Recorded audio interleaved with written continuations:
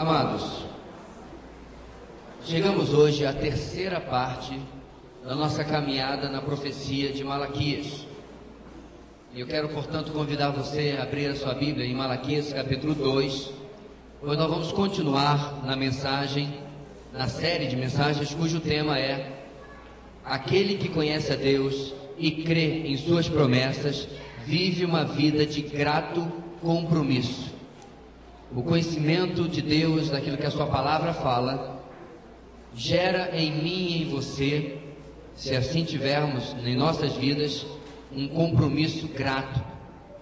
Não é prêmios, gincanas, visão que move ou que deve mover alguém a um compromisso com a obra de Deus, com a sua vida com Deus, mas sim conhecer este Deus cada vez mais e mais profundamente. E a sua palavra, crendo nela, movendo o nosso coração, o nosso agir a esse compromisso. A palavra de Deus, dada por Malaquias, como nós temos visto, é uma palavra muito dura.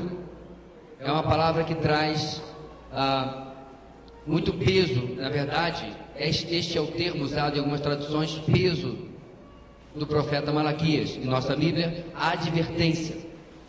Porque o povo havia chegado já há alguns anos, décadas na verdade, depois do retorno do cativeiro babilônio, a uma estagnação, uma superficialidade espiritual, religiosa, que assim necessitou que Deus trouxesse uma palavra dura pelo último profeta, a última voz profética do Antigo Testamento. Depois de Malaquias, 400 anos de silêncio passam até que João Batista comece ou apareça pregando no deserto. Muito bem, sobre o texto, irmãos, que vamos ler daqui a pouquinho, o pastor Hernando Dias Lopes, muito conhecido por alguns, propõe duas lições iniciais no texto de Malaquias, capítulo 2, versículo 1 ao 9, que é o nosso texto de hoje. Em primeiro lugar, a obediência produz bênção, enquanto a desobediência acarreta maldição. A lição é óbvia, mas ela aparentemente não parecia tão óbvia ao ponto de que Deus enviou o seu profeta para dizer ou advertir sobre esta lição, porque muitas vezes, irmãos, nós estamos como esses homens de 2.400 anos atrás, em desobediência e não percebemos, ou se percebemos, insistimos na desobediência. Segunda lição, a liderança espiritual nunca é neutra, é uma bênção ou é uma maldição. E eu fiquei muito impressionado com essa afirmação, irmãos, porque é uma realidade. A liderança espiritual, ela nunca é neutra, ela sempre vai influenciar o povo de maneira positiva, bênção, ou negativa, maldição. É verdade que, hoje para nós, na era da igreja, você é responsável pela sua vida espiritual. A sua vida espiritual não está atrelada a um pastor ou a um líder. Porém, nós bem sabemos, irmãos, e temos visto que muitas vezes a liderança espiritual, não apenas o pastor, mas todos os líderes da igreja, podem levar a igreja para um caminho, para um procedimento, para um foco e uma ênfase que não estejam necessariamente no centro da palavra de Deus. E isso vai trazer as suas consequências. Mas quando esta mesma liderança tem um foco na sã doutrina, na palavra de Deus, naquilo que realmente importa, o efeito também vai acontecer. Isso não significa que você não seja responsável de repudiar o fraco ou o ensino equivocado, e não seja também responsável de seguir o conselho bom, o conselho bem direcionado. Afinal de contas, se fosse simplesmente alguém determinar da frente que todo mundo fosse fazer exatamente aquilo que deveria ser feito, não teríamos provavelmente problema algum em igreja que seja pastoreada de uma maneira correta. Então essas duas lições estão no centro do texto que nós vamos ler hoje. E mesmo que no nosso texto, o profeta concentre a sua voz, você vai ver isso, nos sacerdotes, nos líderes espirituais do povo de Deus no 5º século antes de Cristo, a advertência chega, irmãos, a todos nós. Por quê?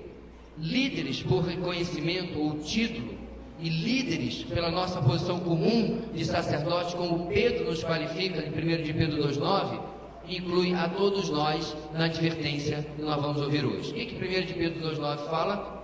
Vocês, porém, são geração eleita, sacerdócio real, nação santa, povo exclusivo de Deus, para anunciar as grandezas daquele que o chamou das trevas para a sua maravilhosa luz.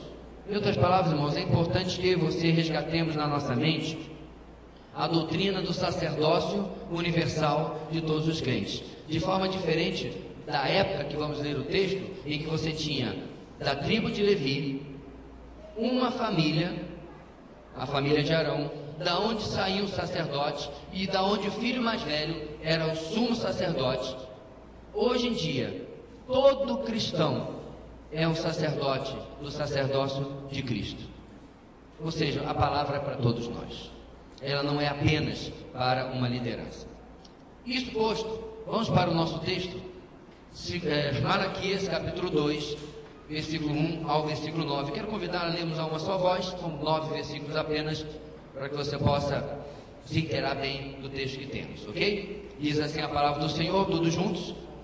E agora, esta advertência é para vocês, ó sacerdotes. Se vocês não derem ouvidos e não se dispuserem a honrar o meu nome, diz o Senhor dos Exércitos, lançarei maldição sobre vocês e até amaldiçoarei as suas bênçãos. Aliás, já amaldiçoei, porque vocês não me honram de coração. Por causa de vocês, eu destruirei a sua descendência. Esfregarei na cara de vocês os excrementos dos animais oferecidos em sacrifício em suas festas, e lançarei vocês fora com os excrementos. Então vocês saberão que fui eu que lhes fiz esta advertência, para que a minha aliança com Levi fosse mantida, diz o Senhor dos Exércitos. A minha aliança com ele foi uma aliança de vida e de paz, e na verdade lhe dei para que me temesse. Ele me temeu e tremeu diante do meu nome. A verdadeira lei estava em sua boca, e nenhuma falsidade achou-se em seus lábios. Ele andou comigo em paz e retidão, e desviou muitos do pecado. Porque os lábios do sacerdote devem guardar o conhecimento, e da sua boca todos esperam a instrução na lei, porque ele é o mensageiro do Senhor dos Exércitos. Mas vocês se desviaram do caminho, e pelo seu ensino causaram a queda de muita gente. Vocês quebraram a aliança de Levi, diz o Senhor dos Exércitos. Por isso eu fiz que fossem desprezados e humilhados diante de todo o povo, porque vocês não seguem os meus caminhos, mas são parciais quando ensinam a lei. Bem, o tom não muda. Praticamente a mesma severidade e a palavra dura que nós ouvimos no final do capítulo 1, na semana passada. Por quê? Porque os tempos, irmãos, são difíceis.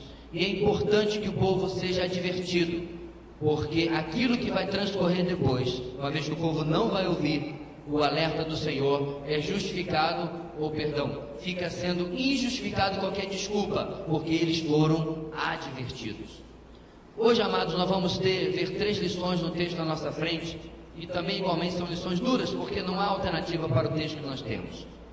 E o tema principal da mensagem de hoje, a grande ideia da mensagem de hoje é esta que está lá em cima.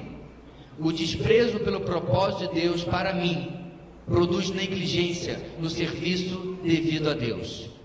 O desprezo pelo propósito de Deus para mim produz negligência no serviço devido a Deus. O que nós vamos comprovar hoje, irmãos? A compreensão de quem você é em Cristo, a comprovação daquilo que Ele já fez na sua vida, a realização na sua mente, você apoderar-se na sua mente das promessas e das verdades que a palavra de Deus afirma sobre você, é o que capacita você ao serviço de Deus, é o que motiva você ao serviço de Deus. Portanto, o contrário também é verdade. Quando essas verdades escorrem da minha mente, quando eu começo a esquecer isso, me foco naquilo que eu sou neste mundo, me foco naquilo que eu faço fora do reino de Deus, e naquilo que o mundo pensa sobre mim, eu começo a negligenciar o meu papel como sacerdote, como missionário, como embaixador, como profeta de Deus nessa geração. E é por isso, meus irmãos, que muitas vezes cristãos vivem vidas mundanas. E eu quero destacar que quando eu estou dizendo sobre mundana, não é porque ele está lá no carnaval, não é porque ele está lá no pecadão, não é porque ele está lá no piseiro, não. Viver uma vida mundana é viver no prisma, no ponto de vista, na filosofia, no pensamento, na ideologia deste mundo. Porque por mais, amado, que você trabalhe neste mundo, estude neste mundo, você não é deste mundo. Amém? E isso é uma verdade que muitas vezes nos escorre pela cabeça. E às vezes eu estou nos meus relacionamentos profissionais, de amizade, estudantil, vivendo com uma pessoa lá de fora que não conhece aquilo que a palavra de Deus nos afirma e não sabe quem eu sou em Cristo. O desprezo pelo propósito de Deus para mim produz negligência no serviço devido a Deus. Primeira lição de hoje, versículo 1 e 2. O desprezo pela nossa posição espiritual causa a repreensão de Deus. Quando eu desonro quem eu sou em Cristo, assentado nos lugares celestiais, eu vou ser repreendido por Deus pela sua palavra, porque Ele me alcançou com um altíssimo preço de sangue de Cristo, e Ele não aceitará que eu viva uma vida fora da posição espiritual na qual Ele mesmo me colocou, não eu coloquei a mim mesmo. Então, versículo 1 e versículo 2, o profeta continua: e agora esta advertência é para vocês, ó sacerdotes.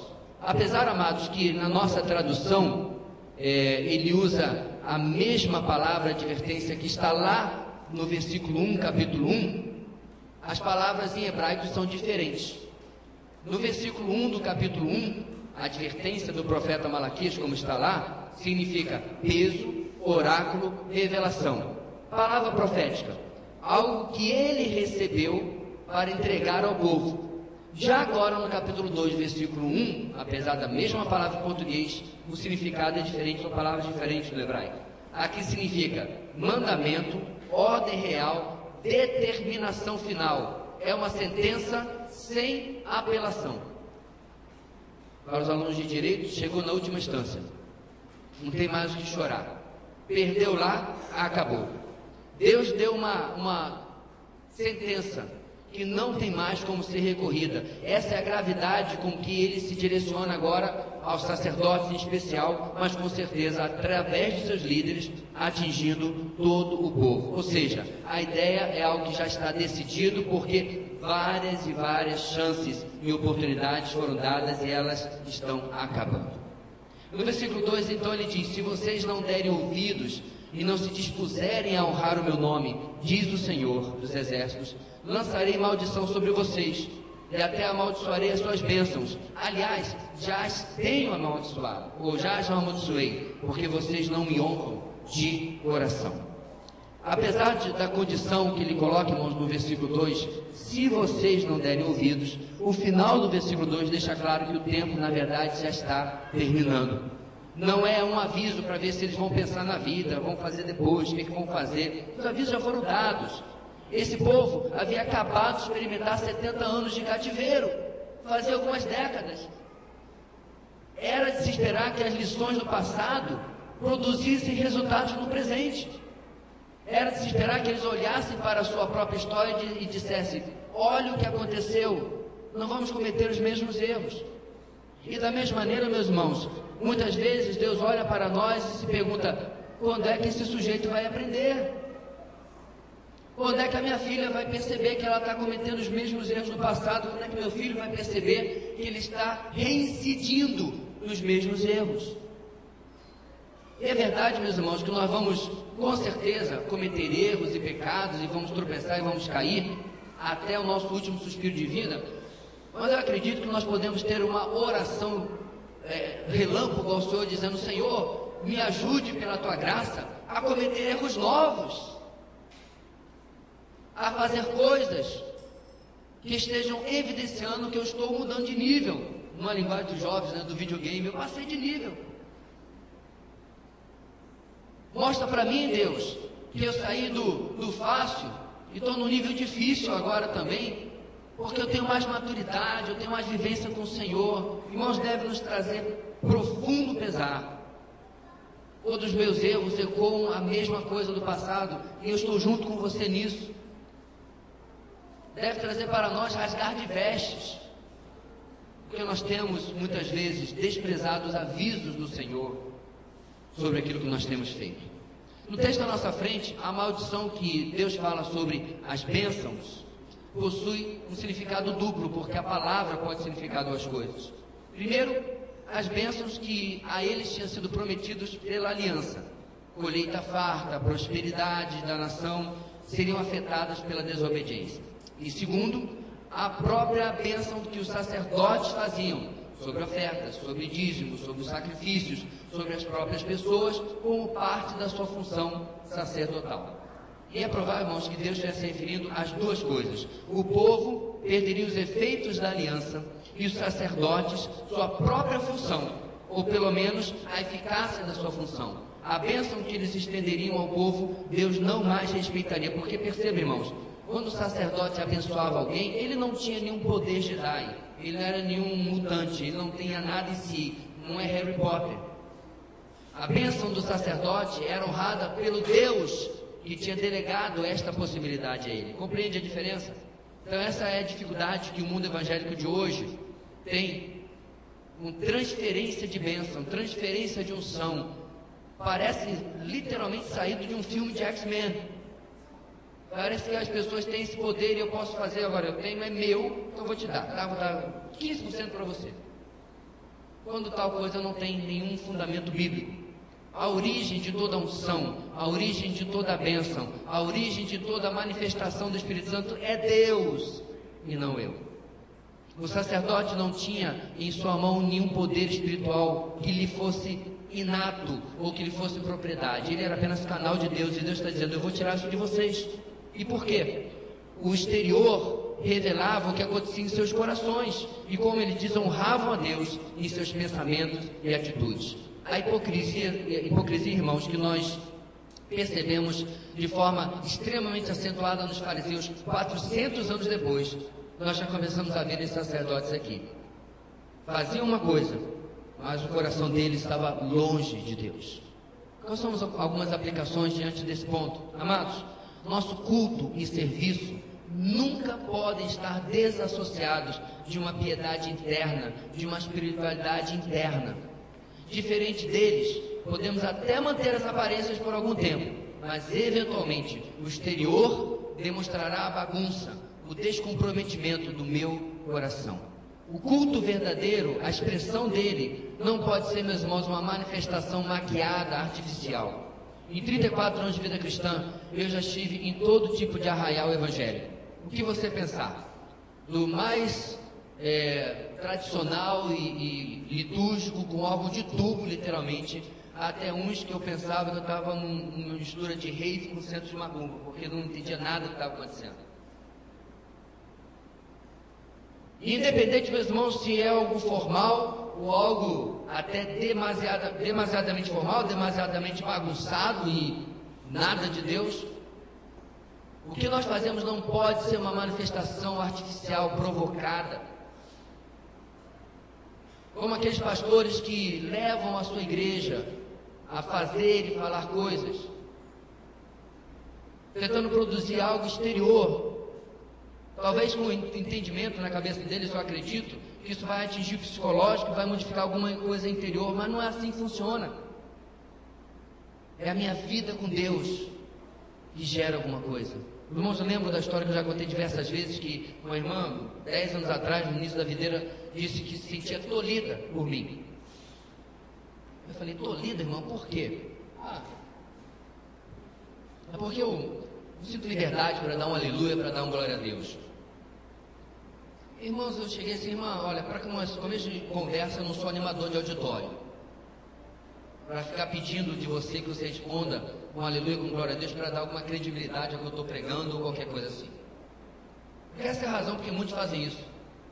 Aleluia, irmão, aleluia. Então, tu não respondeu aleluia, então tá bom a mensagem.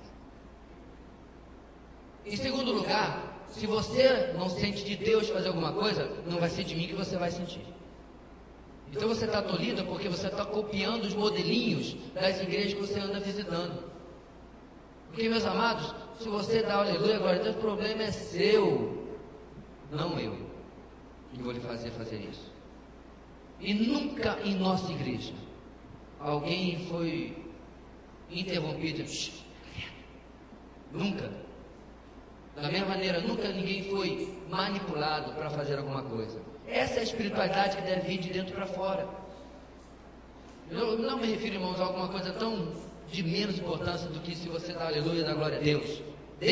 Faça o que você quiser. Mas se você vive o Evangelho, proclama o Evangelho, vive santidade, vem de uma vida, de uma vivência diária com Deus, com a sua palavra. Eu tenho tempo com Deus na palavra, ela me transforma, eu volto uma pessoa diferente, quero ser uma pessoa diferente para esse Deus que tem me falado tanto na sua palavra. Isso sim, vem de dentro para fora. Cabe a um cristão temente a Deus levar a advertência de Malaquias de forma muito séria. Estaria eu e você, irmãos, brincando de crente? Será que a minha fé invade o meu dia a dia? Contamina ou contagia, melhor dizendo, cada área da minha vida, porque o que eu vivo com Deus me torna um melhor profissional, um melhor aluno, um melhor pai, uma melhor mãe, um melhor marido, uma melhor esposa. É por isso, amados, que em nossa igreja nós temos um diário de devocional. Ele é seu.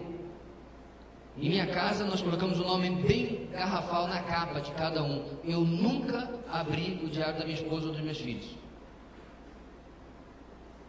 Porque ali a intenção é que você rasgue o seu coração diante do Deus que está falando com você através da sua palavra. E você possa ali colocar realmente aquilo que está acontecendo dentro de você para que Ele possa ouvir a sua oração de transformação. O desprezo pela nossa posição espiritual causa a repreensão de Deus. Segundo lugar, versículos 3 e 4. O desprezo pela nossa posição espiritual causa a explícita disciplina de Deus. Amados, quando chega agora neste ponto, Deus se vira para o povo de uma maneira muito gráfica, de uma maneira muito clara, muito explícita, mostrando a sua disciplina, o que Ele faria com eles. Versículo 3 nós lemos de novo: por causa de vocês eu destruirei a sua descendência. Agora o Senhor passa a deixar claro e explícito qual será a sua disciplina pela desonra que o estão oferecendo. Destruir a descendência, que nós vimos aqui, pode estar ligado a duas coisas, porque a palavra é semente. Destruirei a sua semente. Ou seja, pode ser mais uma vez uma referência à destruição das colheitas, ou, e mais provavelmente, significa uma referência à interrupção da linhagem sacerdotal, algo seríssimo. Uma linhagem, meus irmãos, que podia ser devolvida lá à época de Arão, como disciplina, porque eles estarem desonrando o nome do Senhor. Deus está os avisando que irá destruir a sua descendência. E aí Deus fala: esfregarei na cara de vocês os excrementos dos animais oferecidos em sacrifício em suas festas. Eu avisei que era gráfico. A pessoa, meus irmãos. Agora veja bem, além de ser uma expressão extremamente forte, Deus aponta em como o sacrifício deles era indigno e impuro, com animais doentes e aleijados. Então Deus iria, irmãos, tomar a parte mais impura destes já impuros sacrifícios e esfregá-las nos rostos dos sacerdotes. Amado, se isso é algo repugnante para nós, não sei se você já trabalhou em um curral. Por que pareça, ter sido criado no Rio de Janeiro, eu já trabalhei em um curral, não no Rio de Janeiro. Não é nada agradável. Pior ainda é trabalhar em granja. Também trabalhei. Quando um dia eu distribuía as tarefas, eu ficava pedindo curral, porque a granja é horrível. Sério, 1000 vezes pior. Agora, se isso já é algo repugnante para nós, imagine o judeu recebendo esta palavra. Porque, amados, quando o animal era preparado para sacrifício, os excrementos, as fezes, junto com a parte das entranhas, era separada para ser queimada e jogada fora do arraial, porque era impuro. Mas Deus está destacando que o sacrifício, o serviço que eles estão apresentando já era tão impuro, que ele ia pegar a parte mais impura disso para mostrar a eles o que eles estavam fazendo. Agora, veja bem, porque piora. Olha o que o versículo 3 termina. E lançarei vocês fora com os excrementos. Vocês vão ser jogados lá no lugar onde a parte que não presta do sacrifício é jogada. A metáfora, irmãos, aqui é fortíssima. Deus está dizendo que ninguém nunca consideraria em me oferecer se o sacrifício estivesse sendo feito da forma correta. Junto com isso, vocês vão ser jogados fora. Vocês vão ser rejeitados por uma parte que não é aceitável de um sacrifício. Versículo 4. Então, vocês saberão que fui eu que lhe fiz essa advertência para que a minha aliança com Levi fosse mantida, diz o Senhor dos Exércitos. Tudo isso Deus faria para deixar claro que a aliança, meus amados, não era algo banal, como eles estavam considerando. Na verdade, era algo que ele esperava que pudesse continuar, mas que o povo, especialmente os sacerdotes, estavam levando de maneira vã. O que Deus nos fala, amados, nesse segundo ponto? Servimos a um Deus de amor e misericórdia, com absoluta certeza. Um Deus de tamanha graça que vai além da nossa compreensão. Porém, Ele continua sendo um Deus justo e que não toma o culpado por inocente. Em Cristo, amados, estamos sim justificados e reconciliados com este Deus, mas não nos tornamos filhinhos de papai, mimados, tratados com indulgência e permissividade. É importante, amados, para o cristão compreender que mesmo diante de toda a graça e misericórdia e amor do nosso Deus, Ele não tolera a minha complacência com o meu pecado. O mesmo Deus, amados, que está de braços abertos para o penitente, está de braços cruzados para o impenitente. O mesmo Deus que está de braços abertos para o arrependido, é o mesmo Deus que está de braços cruzados para o que não se arrepende, que é advertido, que a palavra fala e que faz, como diz lá no Nordeste, né? Ouvido moco, é assim? Ouvido surdo para com a palavra de Deus, que se fecha para aquilo que Deus fala.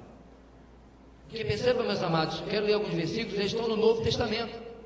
Hebreus 10, 31. Terrível coisa é cair nas mãos do Deus vivo. Hebreus 10, 31.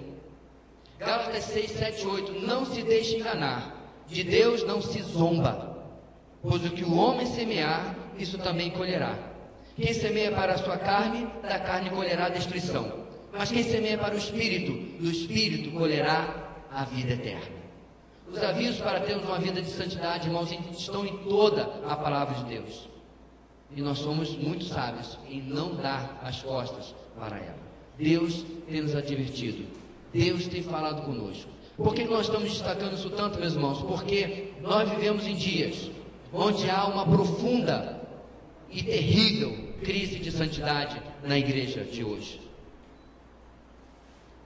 Mas como é que a igreja mascara isso? Cultos bonitos, o evangeliquez, todas as tentativas, meus irmãos, em nós termos um procedimento exterior, mas que não revela aquilo que está acontecendo interiormente. Eu quero, querido, pedir que você examine a sua vida e a sua semana. Ou não, hoje não é dia de ceia, mas cabe muito bem o versículo de Coríntios: examine o homem a si mesmo. Não tem pão, não tem vinho, ou suco de uva, não tem nada, mas tem Deus nos confrontando na sua palavra, de que a minha vida precisa refletir a santidade do Deus a quem eu sigo. Porque o mesmo apóstolo Pedro, meus irmãos, nos entrega a palavra que diz: sejam santos, porque eu sou santo. Perceba, amados, que Pedro não fala: olha, sejam santos como eu. Olha para mim, sou apóstolo, sou Pedro, atenção. Não. Pedro joga o padrão, meus amados, para o Senhor. Você pode dizer assim: pastor, não pegou. Quem pode ser santo como o Senhor?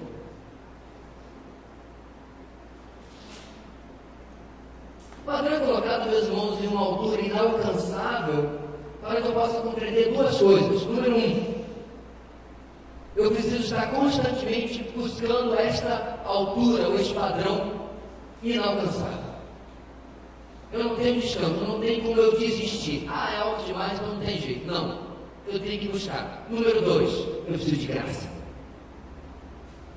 Preciso de graça para que Deus possa me capacitar nas minhas lutas, nas minhas dificuldades.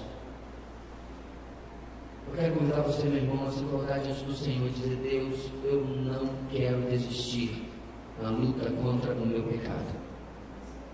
Eu não quero ser complacente com o meu erro. Eu não quero ser a caricatura daquela frase: para os outros lei, para mim graça. Eu quero ser tão duro com o pecado na minha vida como seria na vida de qualquer outra pessoa. O desprezo pela nossa posição espiritual causa a explícita disciplina de Deus.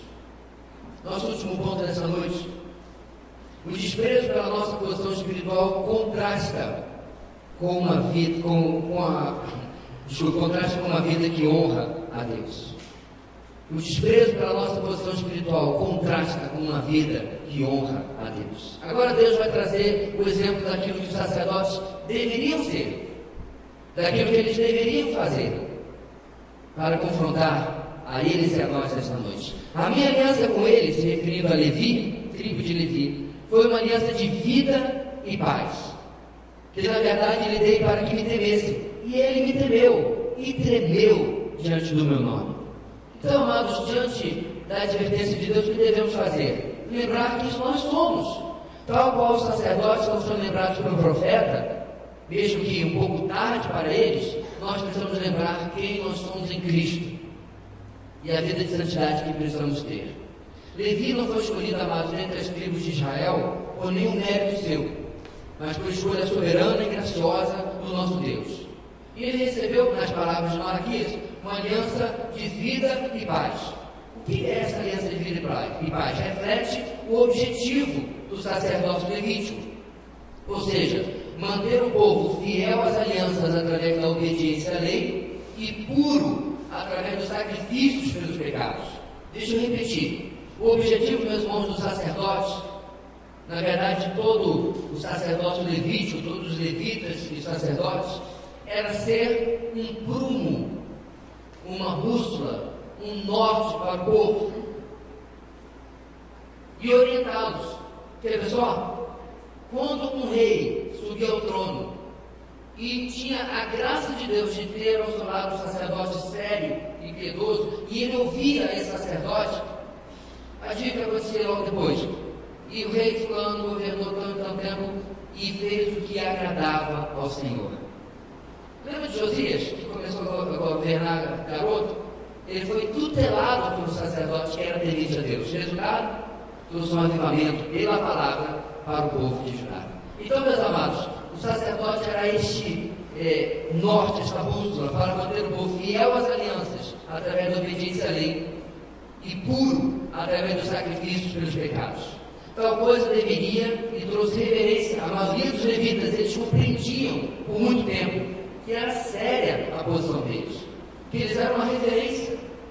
Eles compreendiam, meus irmãos, que eles não estavam ali em um cargo comissionado, eles não estavam ali cumprindo tabela. Deus havia colocado um ofício importantíssimo, e eles compreendiam isso.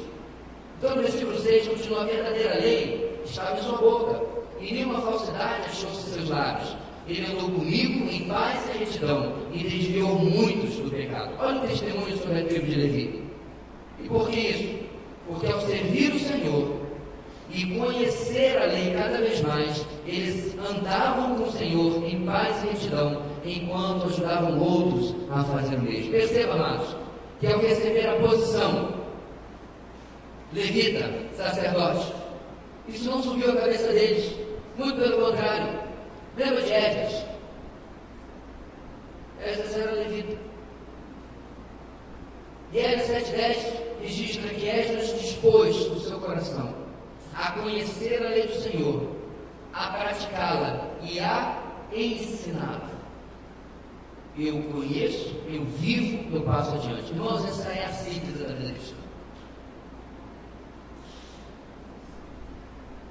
Eu recebo algo de Deus, eu vivo aquilo e eu passo adiante, o tempo todo.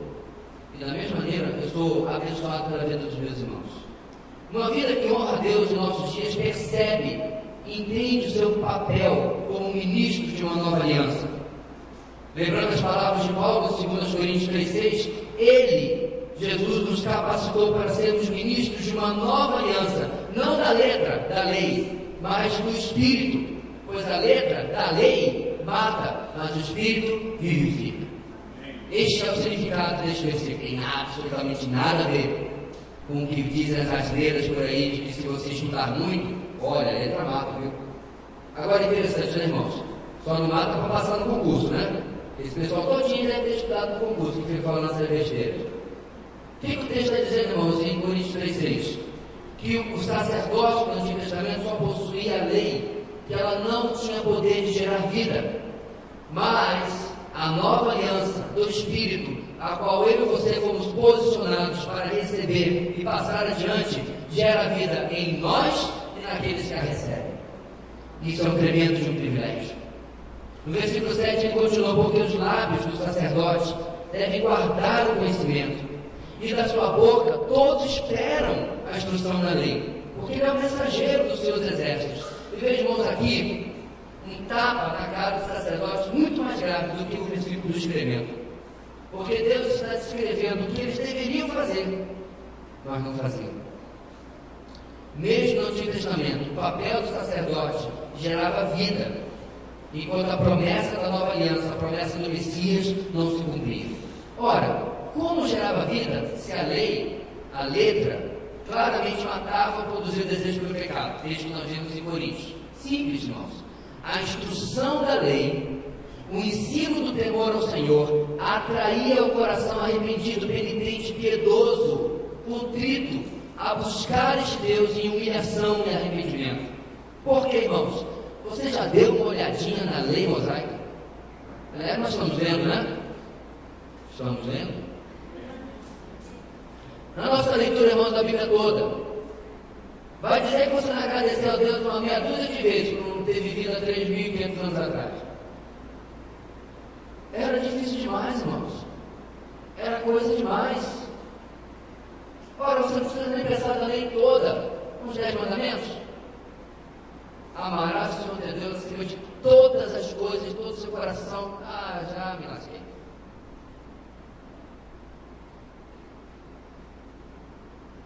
Porque na conta de Deus, meus irmãos, 10 mandamentos, um desobedecido, quanto dá?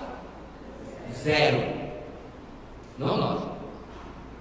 Porque em Gálatas, Paulo ensina que aquele que é culpado de um mandamento é culpado de toda a lei. Então, quando o sacerdote ensinava a lei e apontava para a santidade de Deus, quando o judeu chegava no templo, o de Salomão, ou agora o menor templo reconstruído, e via os sinais, os símbolos da santidade de Deus, ele se humilhava e dizia: quem sou eu para estar diante desse Deus santo? E em arrependimento, em contrição, buscava o sacerdote, atitudes que comprovavam, ou eram comprovadas através dos sacrifícios e da obediência e da vida de santidade. Como que isso começava, irmãos? Um sacerdócio fiel a Deus. Querido, você e eu, todos os cristãos hoje, somos uma nação de sacerdotes, servindo debaixo do nosso sumo sacerdote e redentor, o Senhor Jesus. E cabe a nós sermos boca de Deus com a proclamação do Evangelho e o ensino da sã doutrina. Através disso, Deus gerará vida ao nosso redor naqueles que Ele escolheu e confirmará a morte naqueles que vivem rejeitando o Evangelho. Será que nós temos feito isso? Só que nós temos compreendido, irmãos, que se nós desprezarmos a nossa posição espiritual, estamos revelando uma vida que desonra a Deus, pregando o Evangelho e ensinando a sã doutrina. Isto não é papel apenas de pastores, isso é papel de todos os cristãos. Deixa eu lembrar aqui, vendo na minha mente rapidinho, eu creio que é Deus nos ajudando na nossa mensagem.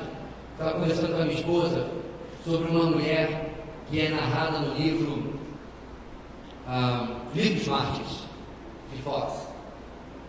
E esta mulher está sendo atacada pelos seus algozes da igreja romana, ameaçada, A tortura já lhe espera, o martírio já está sendo colocado na negociação.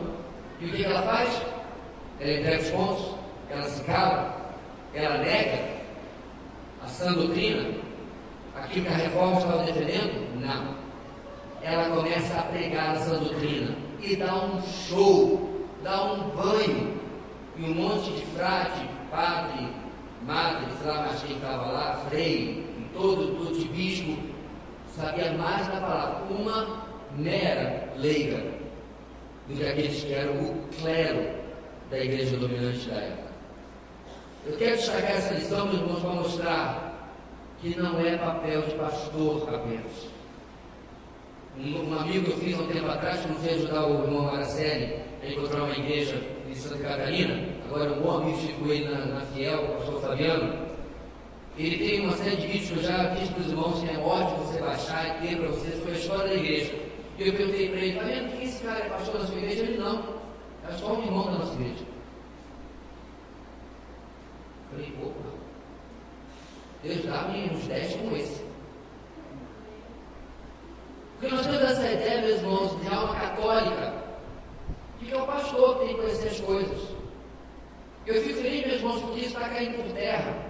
O pastor Luiz Comporte, que esteve aqui conosco, tentamos trazer esse ano, não deu, vamos tentar em outra época, esteve conosco aqui na cidade, mas em outra igreja. Ele tem online um site de ensino de grego e hebraico.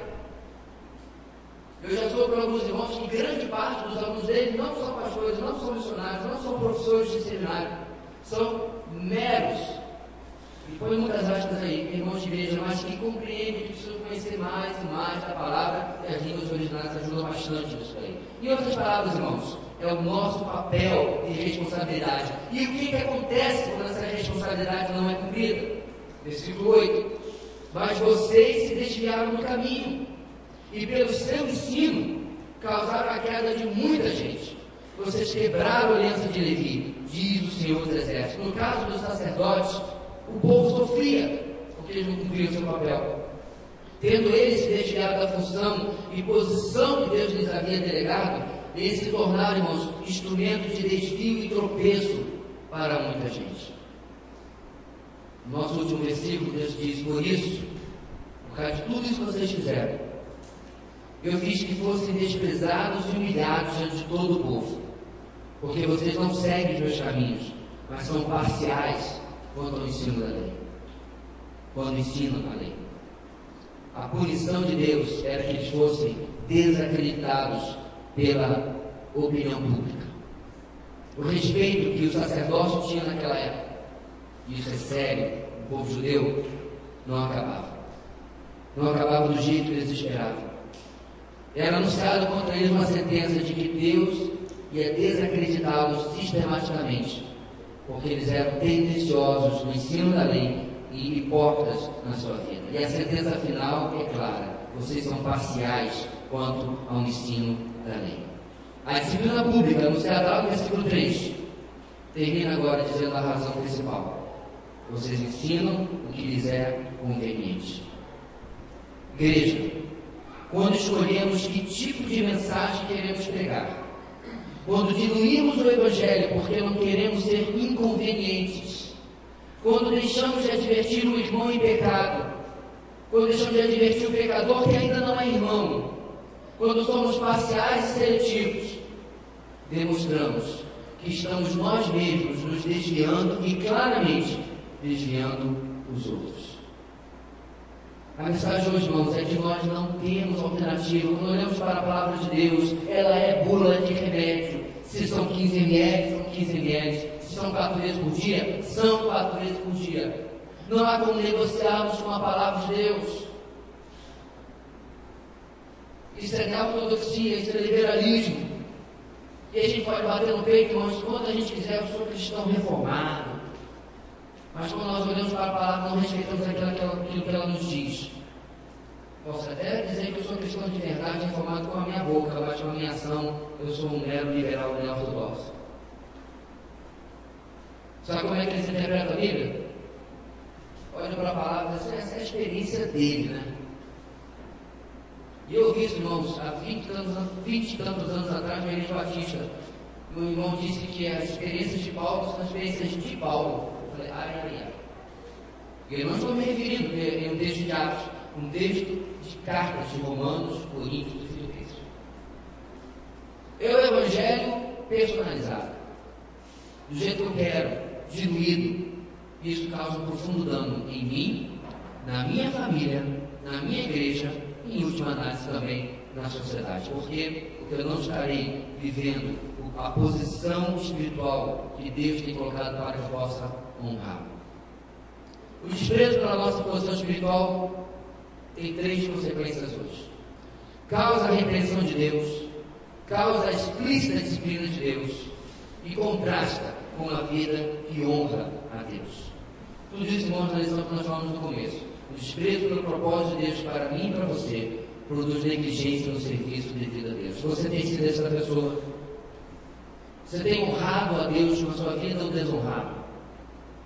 Você tem buscado conhecer a Deus cada vez mais para ser referência para as pessoas, para ser bênção na vida das pessoas e para ser um proclamador do Evangelho. Eu espero, meus irmãos, que diante de uma palavra que foi tão dura há 2.400 e tantos anos atrás, para nós, seja uma palavra de esperança, seja uma palavra de estímulo, de dizer, Deus, eu entendi, e eu já identifiquei aonde na minha vida eu tenho falhado. E sabe de uma coisa, meus amados?